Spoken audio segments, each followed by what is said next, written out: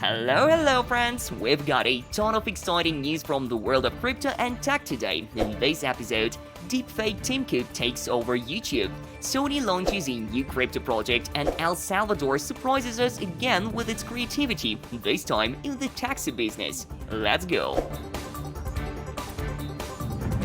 During Apple's event, YouTube was flooded with deepfake live streams featuring a fake Tim Cook. In the videos, he promised to double your cryptocurrency, but of course it was all a scam. And believe it or not, more than 355,000 people watched the video.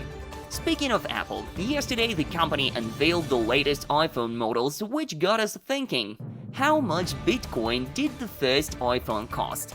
Did you know that back in 2011 you could have bought an iPhone 4S for just 162 Bitcoins? That amount of Bitcoin would be worth a lot more these days, so maybe it's time to invest in Bitcoin instead of that new iPhone.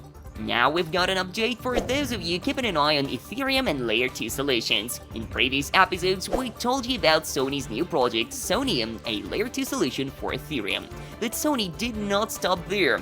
Now they're partnering with Sony Bank to launch a stablecoin tied to the Japanese yen. This move seems like a significant step towards integrating cryptocurrency into Japan's economy. Sony's clearly keeping up with the latest trends and innovating. And finally, here is a story about how crypto changes lives in unexpected places.